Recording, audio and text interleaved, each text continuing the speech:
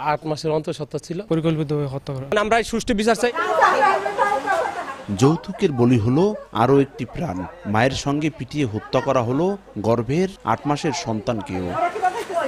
মাদারীপুর সদর উপজেলার সুইচার ভাঙ্গা গ্রামের মাজেদ ঢালির ছেলে এনামুল ঢালির সঙ্গে 12 বছর আগে বিয়ে হয় ঘটমাঝি গ্রামের আইয়ুব আলী মাতবরের মেয়ে ইশিতা আক্তারের। বিয়ের সময় নগদ টাকাসহ মূল্যবান জিনিসপত্র দেয়া হয় এনামুলের পরিবারকে। স্বজনরা জানান, প্রতিনিয়ত আরও যৌতুকের জন্য ইশিতার উপর করা হতো শারীরিক নির্যাতন। এ বিষয়ে পরিবারের কাছে নালিশ দিয়েও মেলেনি কোনো সমাধান। সবশেষ শনিবার রাতে শ্বশুরবাড়ি থেকে ইশিতার মরদেহ উদ্ধার করা হয়। পরে ময়নাতদন্তের জন্য সদর হাসপাতালে পাঠানো হয়।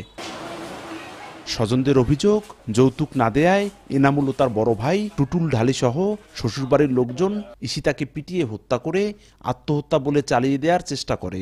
এই ঘটনায় দোষীদের দৃষ্টান্তমূলক শাস্তির দাবি তাদের। 1, 2, 3 ঢাকায় জমি জিতে নিন 100% ক্যাশব্যাক সহ 20 কোটি টাকার পুরস্কার। 8 মাসের অন্তঃসত্ত্বা ছিল, এর নির্যাতন করে শ্বশুরবাড়ির লোকজন দেবর বাসের এরা মাইরা ফেলাইছে। টাকা পয়সা চাইতো, এটা দিতে পারি নাই। পরিকল্পিতভাবে হত্যা করা। টাকা চাইছে, টাকা নিয়ে নেই, বাহির বেতন যাত্রা বাহির বেতন টাকা লইয়া টাকা দে, টাকা দেয় নাই দেখে মারিয়া লাইছে। আমরা সুষ্ঠু বিচার চাই এবং সঠিক তদন্ত করে এটা সঠিক যাচাই করে সঠিক বিচার চাই। পুলিশ বলছে, জিজ্ঞাসাবাদের জন্য আটক করা হয়েছে অভিযুক্ত এনামুলকে।